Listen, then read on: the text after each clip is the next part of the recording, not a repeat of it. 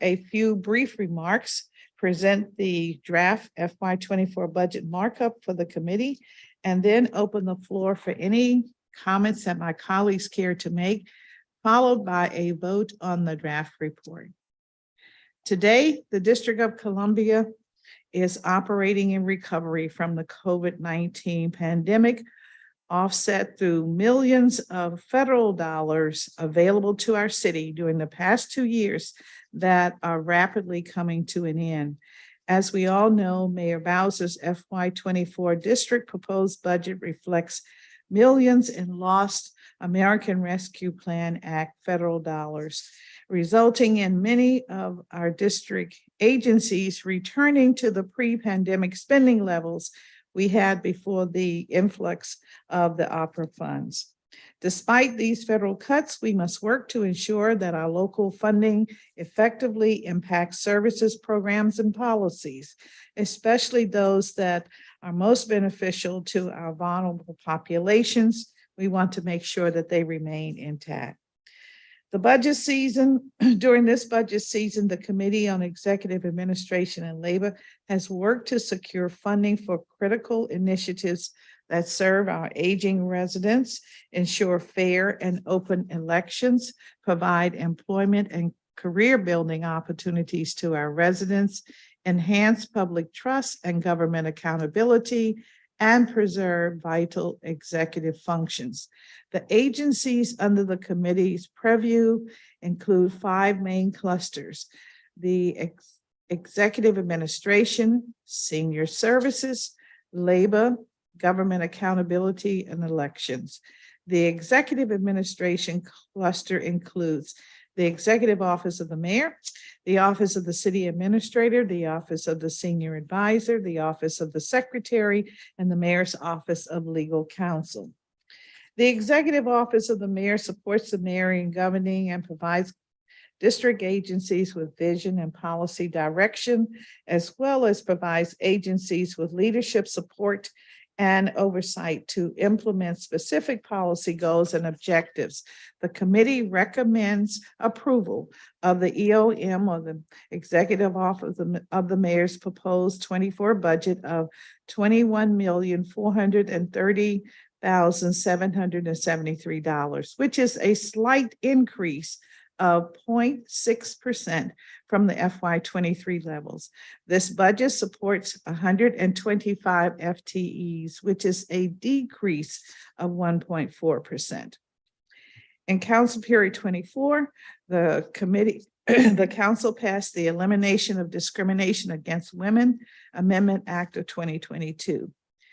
It requires the DC Commission for Women to develop guidelines on gender analysis, coordinate gender analysis and training in district agencies, and create a citywide action plan to address any identified deficiencies.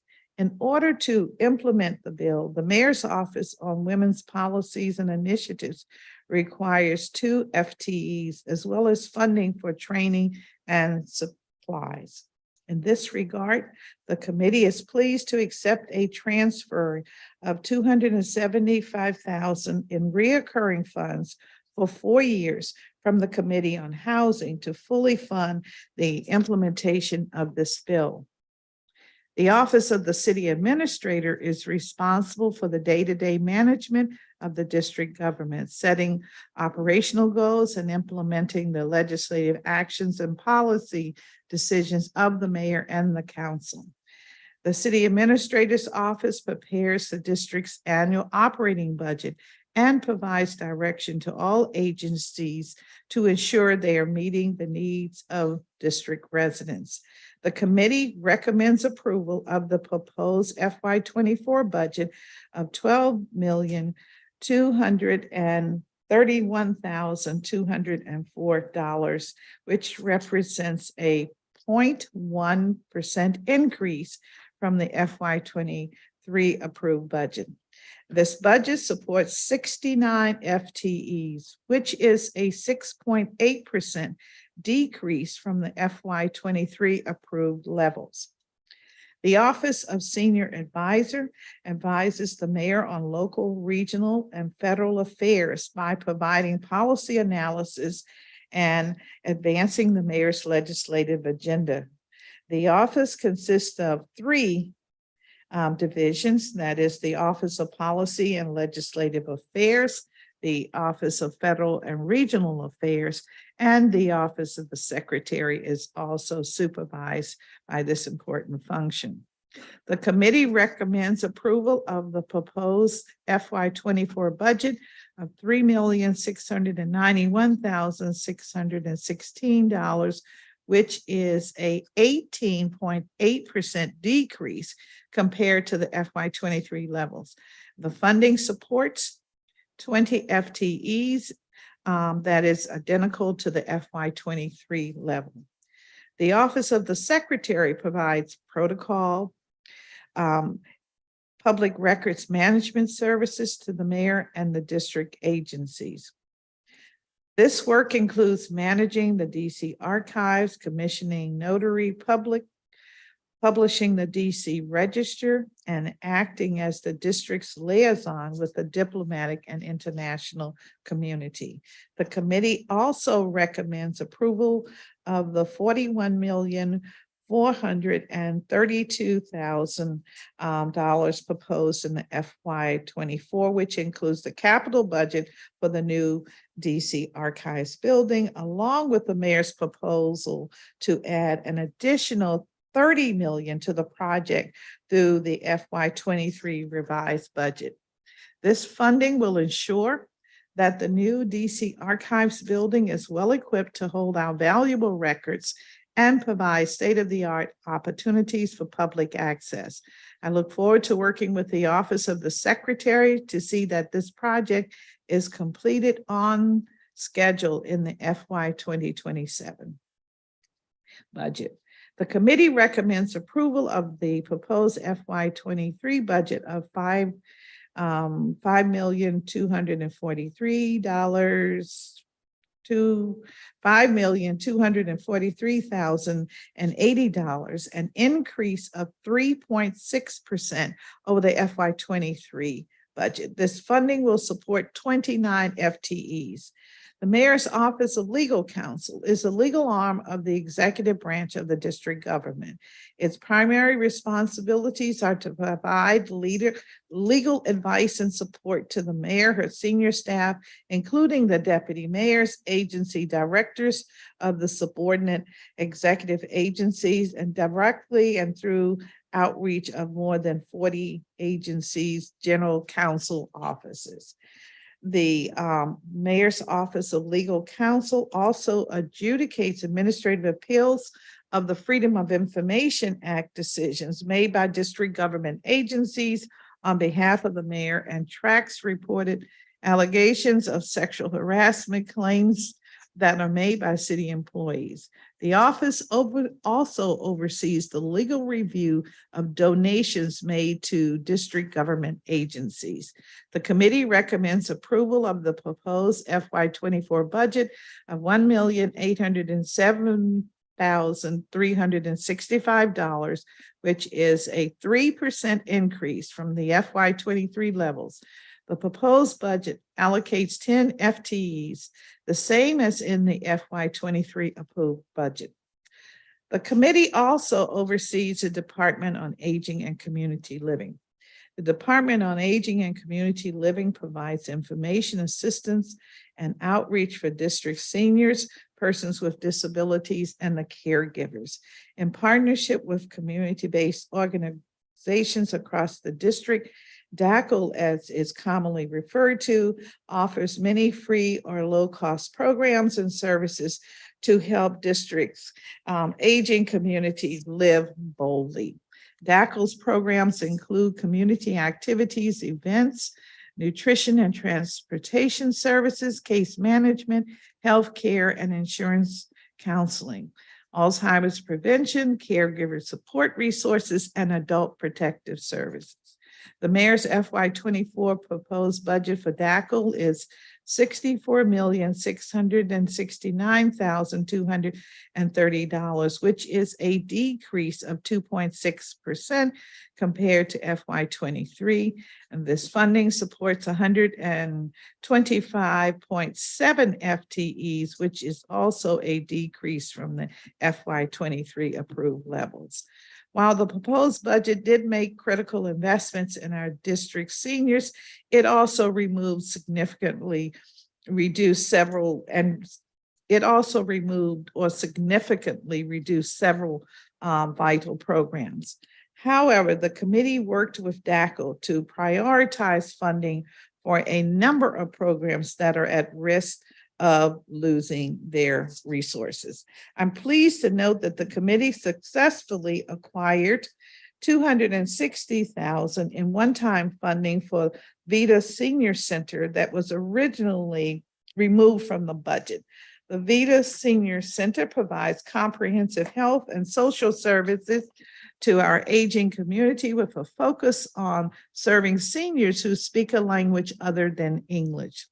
The committee was also able to secure $50,000 in one-time funding for the Iona Senior Services Ward 3 Dining Site program at Regency House.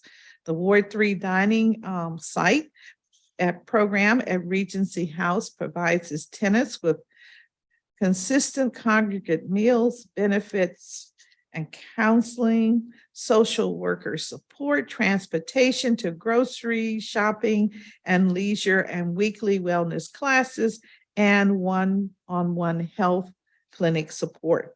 The FY24 proposed budget removed $288,000 in one-time funding for this program. The dining site will be funded at $50,000 in FY24 and further enhanced later this year by the provision of a grant to a community-based organization that will supplement the program. The committee was concerned with the removal of the $538,000 for Alzheimer's disease and related dementia programming. The program helps individuals maintain their bills and financial stability. Although the program will still be funded at a rate just above $500,000, the committee recognizes the importance of the program and worked with DACO to find an additional $154,000 for the FY23 budget. The committee recommends approval of the FY24 proposed budget of $64,669,230 with an additional enhancement of $250,000 in one-time funding from the Committee on Housing for the Dementia Program. This increase in funding brings the total program amount to $908,000 and $882.51 to close the FY funding levels. The committee also contains the agencies that are related to labor and workforce. That is the Department of Employment Services, the Department of Human Resources, the Public Employee Relations Board, the Office of Employee Appeals, the Office of Labor Relations and Collective Bargaining, and the Workforce Investment Council. The Department of Employment Services is the lead labor and workforce development agency for the district, with a vast array of programs and services available to both current employees and job seekers. Through its labor standards division, it enforces the district's labor laws, such as the minimum wage, and administers the district's workers' compensation program to provide benefits to individuals with employment-related injuries or illnesses. DOES, as is commonly referred to, also administers the district's unemployment insurance program to provide income support to unemployed or underemployed district residents, as well as our universal paid family leave and medical leave programs. Through its workforce development division and the Division of State Initiatives, DOES offers training programs and services to ensure that district residents have the skills and qualifications to gain meaningful, stable, and well-paying employment. This includes youth programs such as the Summer Youth Employment Program and the Year-Round Employment Program, as well as adult programs such as Project Empowerment and the DC Careers Connection in FY 2024. DOES lost $13.4 million in federal funding. However, we managed to restore $11 million in one-time local funding for the Marion Barry Summer Youth Employment Program. This results in an increase of funding to support our city's impressionable young people. This money should fill idle time with opportunities for employment and on-the-job training. By supporting thousands of our young people, the committee hopes they will spend their summers engaged in productive activities while obtaining critical skills for a meaningful pathway to employment and careers. The committee was pleased with the proposed FY24 budget of $199 million, a 9.5% decrease from its FY23 approved budget. These funds support 894 FTEs, which is a 6.1 decrease from its FY23 approved levels. I also would like to highlight funding the committee secured for the Domestic Workers Employment Rights Amendment Act. This bill requires that employers enter into written agreements with domestic workers. The DC Department of Human Resources provides human resource management services that strengthen individual and organizational performance and enables district government to attract, develop, and retain a well-qualified and diverse workforce. The Department of Human Resources is organized into 6 administrations: the Office of General Counsel, the Human Resources Solutions Administration, Strategic Human Capital, Benefits and Retirement Administration, Policy and Compliance Administration, and the Center for Learning and Development, all of which report to the Office of the Director. Under the mayor's proposed FY24 budget, the agency was poised to receive a budget of $24,708,814, an increase of 11.6%, and FTEs of 158.5, which is a decrease of 7 from the FY23 level. In FY24, the department is poised to bolster their district recruitment and vacancy filling efforts among all government agencies. The committee recommends the approval of the mayor's proposed FY24 operating budget with one change: decreasing $2.5 million in one-time funds for citywide recruitment in the FY Solutions program. These expenditures would have gone towards the agency district-wide recruitment and staffing efforts. The committee has discussed this adjustment with the agency and is convinced that the agency has sufficient funding to continue its work without compromise.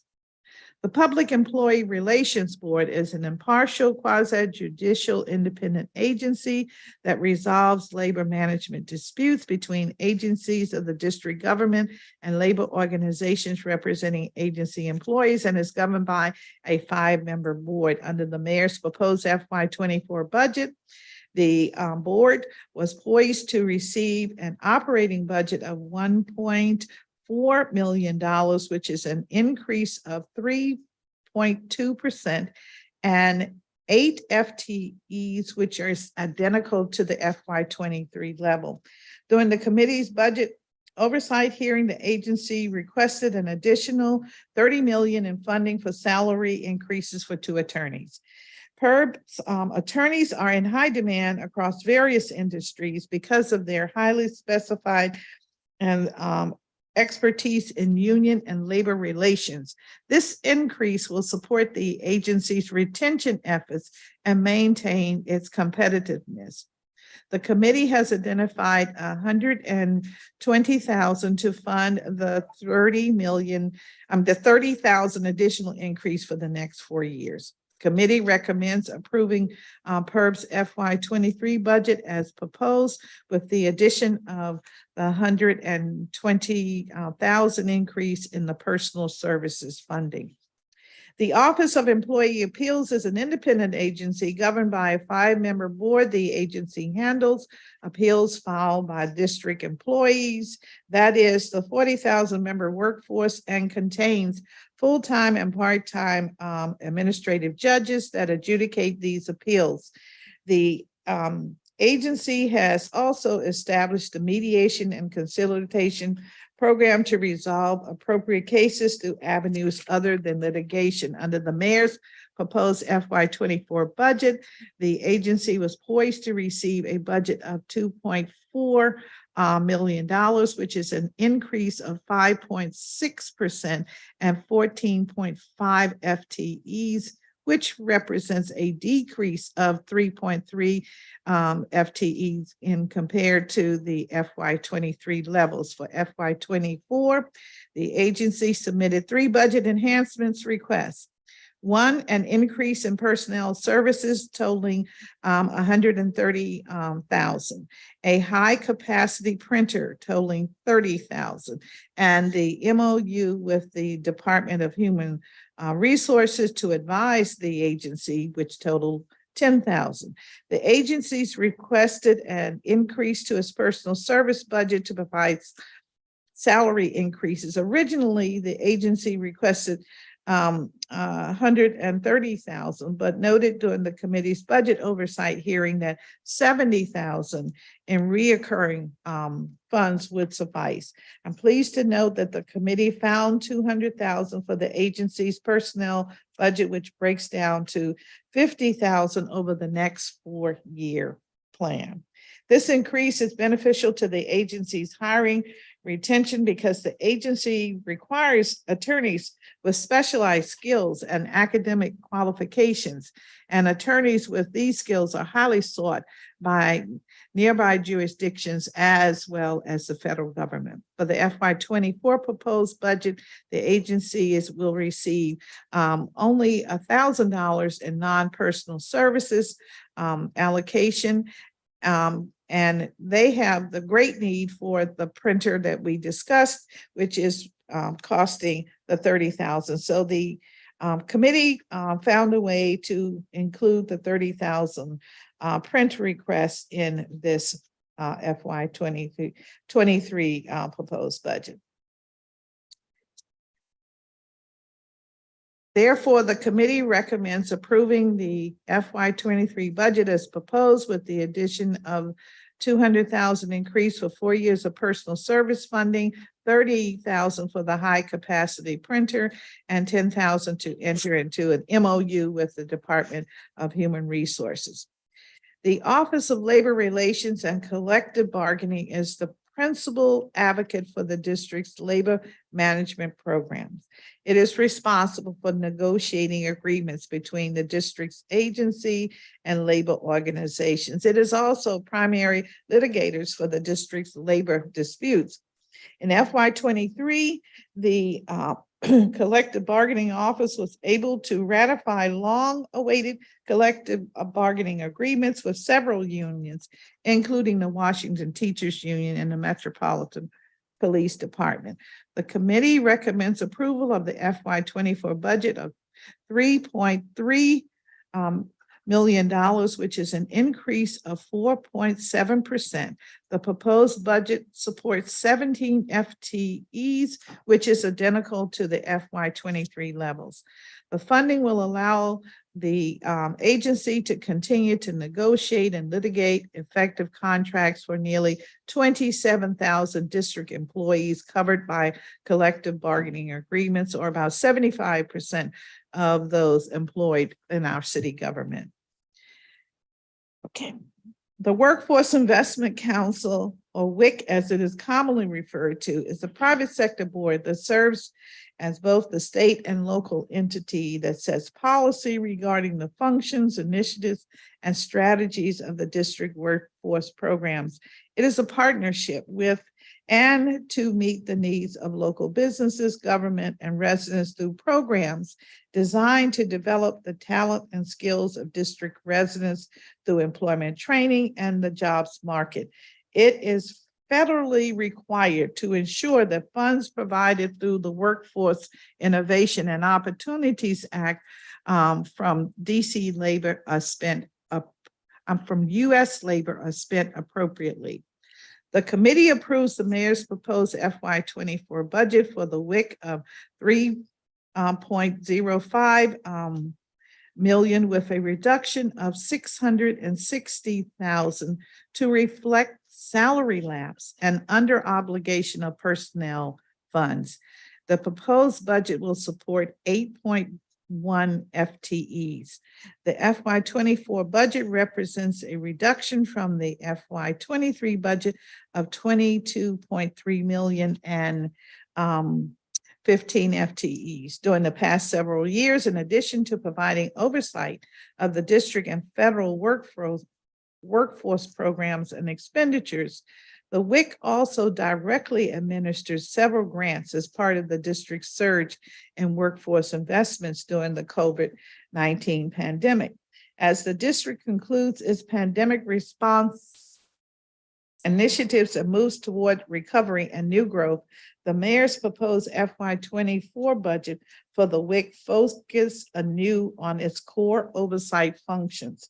However, the existing two-year workforce grants, employer partnership training grants valued at $4.8 million, the Career Coach DC grant at $3.4 million, the UDC partnership grant at $542,000, and the healthcare and IT workforce training grants valued at $5.6 million will serve out their life so that the 1,100 participants will continue with the opportunity to join the district's workforce, build careers, and ultimately gain wealth in the district's economy.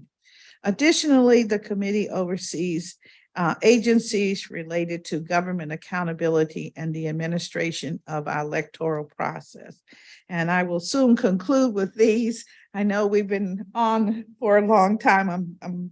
We're getting there. Okay. The Board of Elections, the Office of Campaign Finance, the Board of Ethics and Government Accountability, and the Office of Inspector General. The District of Columbia Board of Elections is responsible for the administration of elections, ballot access, and voter registration. The proposed FY24 budget for the Board of Elections is $13.3 million, which is an increase of 12.2% from the current FY year.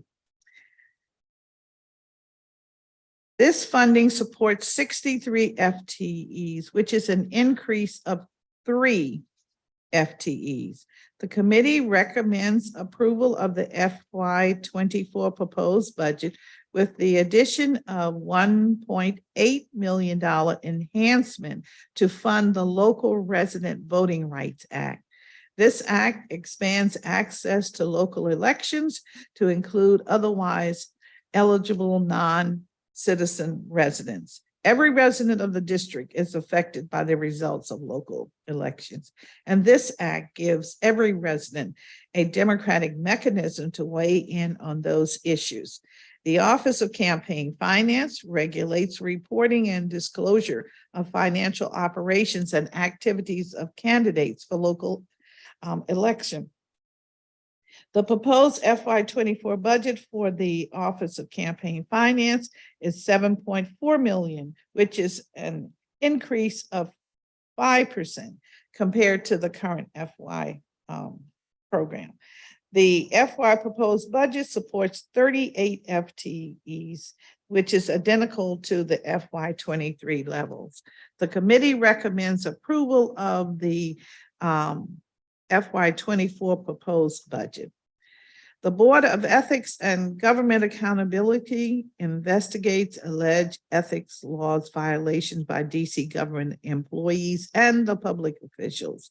BEGA, as is commonly referred to, also provides binding ethics advice and conducts mandatory training on the DC government's code of conduct. BEGA is comprised of two distinct offices, the Office of Open Government and the Office of Government Ethics. The committee recommends approval of the FY24 proposed budget for BEGA of $4.2 million, which is an increase of 5.8% compared to the current fiscal year. The proposed budget supports 25 FTEs, which is identical to the current or FY23 levels. The District of Columbia Office of Inspector General is the independent audit, inspection, and investigative entity for the district, with 5 primary programs focused on identifying and preventing corruption, mismanagement, waste, fraud, and abuse. The office was established by the DC Procurement Practices Act of 1985 and later enhanced with financial management and law enforcement powers to protect the independence of the office. The Inspector General is appointed to a 6-year term and is subject to removal only for cause.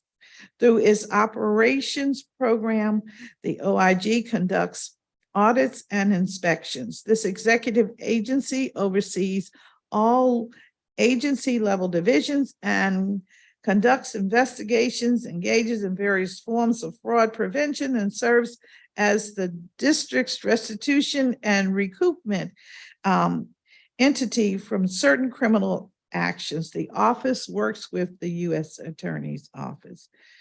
The Risk Assessment and Future Planning Program identifies risks related to corruption, mismanagement, waste, and fraud within the district. The Inspections and Evaluations Unit, which conducts inspections, provides decision makers with objective, thorough, and timely evaluation of DC government agencies' programs to help agency officials achieve efficiency, effectiveness, economy, and safe management of day-to-day operations, and personnel to assure compliance with laws and regulations for improved delivery of services to residents and workers.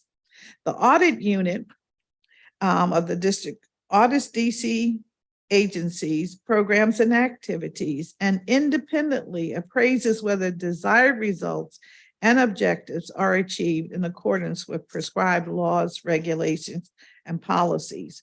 The Quality Management Unit supports quality integrity, overseeing the agency's internal review processes, and they just upholding the Pandemic Oversight Program that detects fraud and waste of pandemic funds vital to the district's recovery. The Medicaid Fraud Control Unit is concerned with investigating and prosecuting certain Medicaid fraud, abuse, neglect, and exploitation cases. The committee recommends that the office consider employing special assistant U.S. attorneys in an investigative unit, as it has done in its Medicaid Fraud Control Unit. Lastly, the agency's management division provides the administrative support to achieve the programmatic results. The committee recommends approval of the proposed FY24 budget of $27.7 million and FTEs total of 130. This concludes my summary of the agencies under the purview of the committee. And I must add to my colleagues on the dais and those that are tuned in, thank you so much. I tried to be rapid, but not rapid enough, I fear. But I really wanted to get through that because I wanted the public to understand the significance of these, agencies that seldom get an opportunity to be in the spotlight. Finally, I want to take a moment to address the BSA subtitles that are included in the report. The committee accepts the mayor's proposed return to office and telework policy subtitle. As proposed, the bill will establish standards for district government executive branch agencies regarding post-pandemic telework. The committee accepts the return to the office subtitle with the following changes. The committee recommends striking the agency definition included in the Budget Support Act and supplanting it by restricting only executive branch agencies to comply with this bill.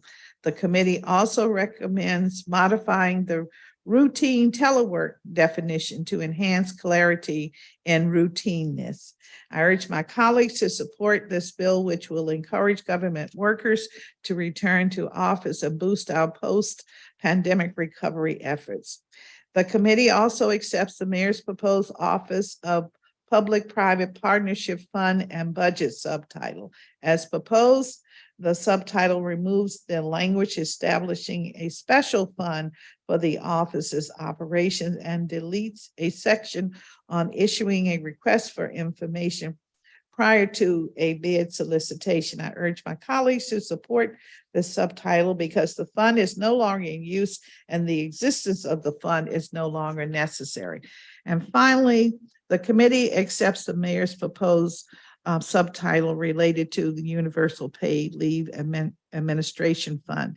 As proposed, this bill will raise the permissible administrative costs of the Universal Paid Leave from 8.75% to 15%. The committee accepts the Universal Paid Leave Administration Fund subtitle with the following changes: striking the fund's maximum amount appropriate percentage for public education and adding the phrase estimated to bring the administration's estimate in line with the Office of Chief Financial Officer estimates for the Universal Paid Leave Administrative Fund allocations.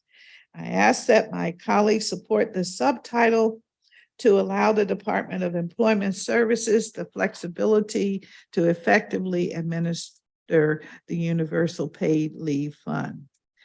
And so with that, I will open the floor and ask if my colleagues want to make comments. Please, Councilmember Lewis George.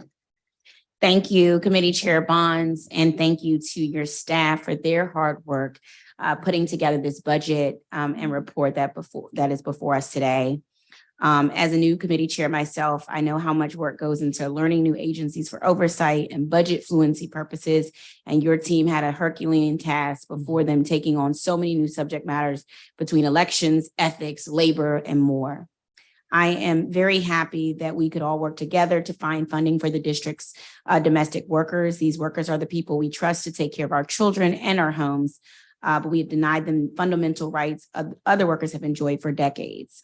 It is time to correct that, and I was happy to work alongside you, Chairwoman Bonds, Councilmember Robert White, and Councilmember Nadeau to ensure the necessary protections were funded in this budget. This law is long overdue and must be made real without delay. I also want to thank you for accepting funding for the Elimination of Discrimination Against Women Act. You have spent your career as a champion of women's rights, so it is only fitting that you be the one to prioritize the funding and implementation of this critical law. Despite all the progress we have made, women still experience workplace and societal discrimination every day. And that is especially true for women of color. The latest and most egregious attacks, however, are against our transgender and non-binary neighbors. Your work on this issue will have a tremendous impact on the everyday lives of so many people. I am pleased there are no significant cuts in this markup to the Department of Aging of Community Living. As you know, in Ward 4, we love our seniors. And so I'm glad DACA will be able to continue doing their good work in our community. Finally, I want to thank you for securing the full funding for the Local Resident Voting Rights Act to make sure all of our neighbors who call DC home can take part in the democratic process and have equal say in our local affairs. It is important that we roll out these voting rights expansions thoughtfully, and the funding in your committee budget will make that a reality. So thank you for that.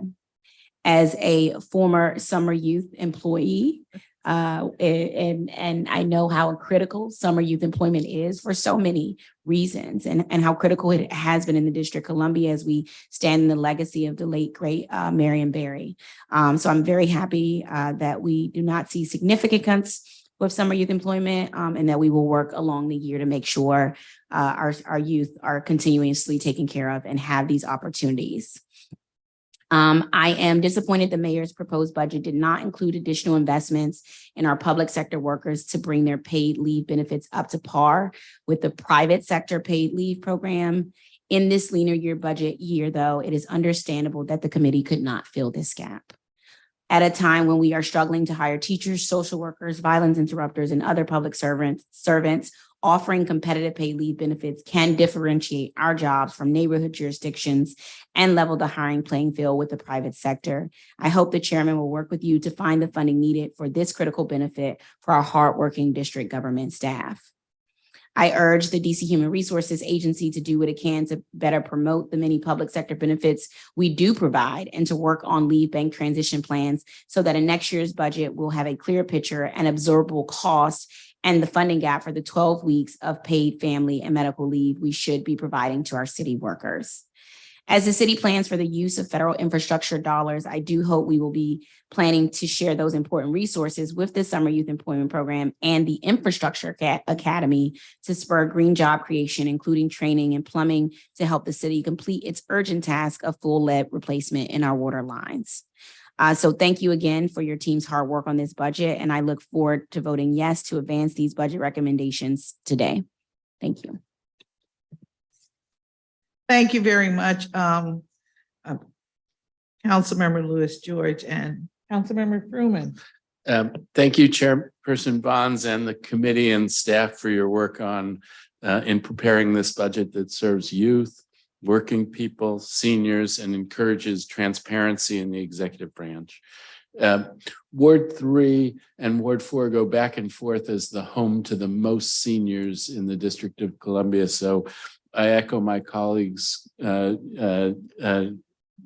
enthusiasm about the support for seniors. Indeed, coming into this budget process, I prioritize supporting seniors in my community and across the district with improved programming, services, and care. I'm disappointed by the overall reductions in senior services in the mayor's budget. And I wish the mayor would have shown a stronger commitment to our older adults and allocated additional funds to these critical senior supports. But even in this difficult budget environment, between the mayor's budget, your work with the agency, and what the committee was able to do, we were able to get some of our shared senior priorities funded, notably Around Town DC, which offers senior wellness activities, educational programs, community building, and socialization for hundreds of older adults across the district. Funding for the dementia navigators and money management programs that provide support primarily to communities of color and the underserved with critical resources and direct care intervention in a very difficult situation where a family member may be suffering from dementia. I was really heartened to hear, and I in candor had not been aware about the idea of a grant down the line for Regency House.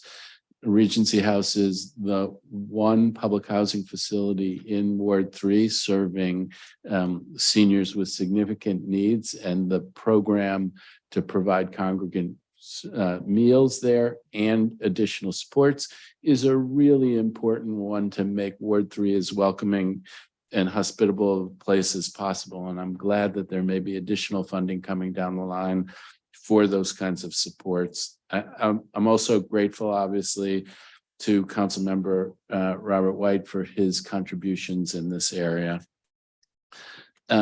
All of these programs help more of our older neighbors age in place with access to vibrant community activities and essential care. These are important achievements, but we still need to do more. I look forward through the course of the year, through the course of this budget process, to looking for ways to do even more for our seniors in Ward 3 and across the city. One of the things that has been on the table and that you and I have talked about is the Ward 2 and Ward 3 senior wellness centers. And I look forward to working with you to set up the task force so we can get going on that important work that you've been a leader on already. It is my hope that a day will come where we can have a senior wellness center in Ward 2 and a senior wellness center in Ward 3. And let's work together to try to make that happen. I'm glad the committee funded implementation of the Domestic Worker Employment Rights Amendment Act of 2022, which extends basic legal protections to domestic workers and ends their exclusion from DC's occupational health and safety laws. There are a number of places in this budget where council priorities were swept by the mayor, and it's a really difficult environment to try to reverse all of those things. Another one is the funding that the council had provided for excluded workers who were left behind in the pandemic supports. And that money was swept. And in a perfect world, one would like to see that funding for very vulnerable people returned. I want to echo my colleagues' comments about the summer youth employment program and the support for the summer youth employment program. I'm focused in this committee a lot on seniors, but creating opportunities for our young people is a critical thing, both as part of their education, and frankly, it's an element of our public safety program. So I'm heartened by what you've been able to do on that. All of this signals the committee's ongoing commitment to strengthening worker rights and building for a brighter future for all of our citizens. I want to thank you and the committee staff. I know that you all worked very, very hard on getting this put together for supporting our seniors, our working people, and our youth. And I look forward to working together going forward and voting in favor of this report. Thank you, Chairperson Bonds.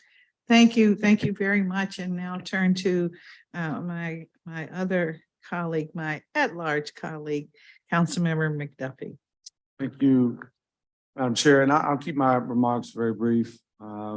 Just to say thank you to you and your team for formulating this budget, as I think has been a theme throughout the committee markups thus far, and will be, I think, to the very end of our committee markups. It's been really challenging for this council, given the austere financial situation that we're dealing with in the city. But you all have managed to, I think, put together a budget despite those challenges that protects our seniors, which I know is a critical priority for you and others, including myself, our youth, funding for programs that help to train them to compete for jobs today, funding for programs like our Youth Leadership Institute, Marion Berry Summer Youth Employment Program, all critical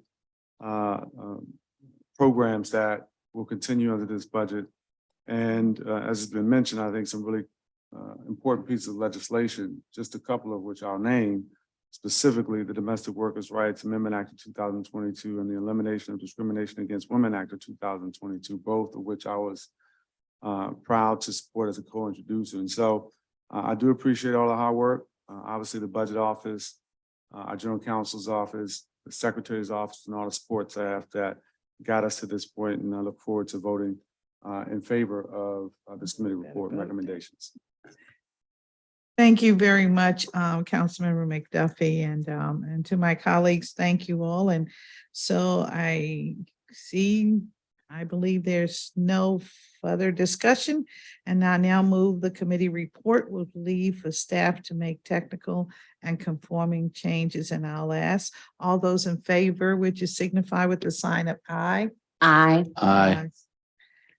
All right, I think it was unanimous, but I'll ask anyway. Those opposed? Hearing none, the measure passes. And before we conclude, let me give special thanks to my staff. And that's Kevin Chavis, who's sitting beside me, the committee director and the deputy chief of staff for communications. And then there's a team of Tosha, Jean Marie, Scott, Amanda, Andrew, Carol, John, Anaya, Tamika, Dominique, and of course, Julia Hudson, my chief of staff. And then there's the host of others throughout the council that make these meetings and these reports possible. I want to give a shout out to Lauren Mendoza in the general counsel's office, and to Ann Phelps, and of course to Averill Caraway, who's sitting in front of me. And of course, we would be nothing without Ms. Budoff and from the budget office. So thank you all so very much. And a little shout out to Jamie, whom I haven't met, but we've been working him over, Jamie Latournelle in the OCO's office. I want to thank everyone so very much. And I can say that this concludes the business for today's meeting, and the time is 12, almost 12:40, 43, and we're adjourned. Thank you all.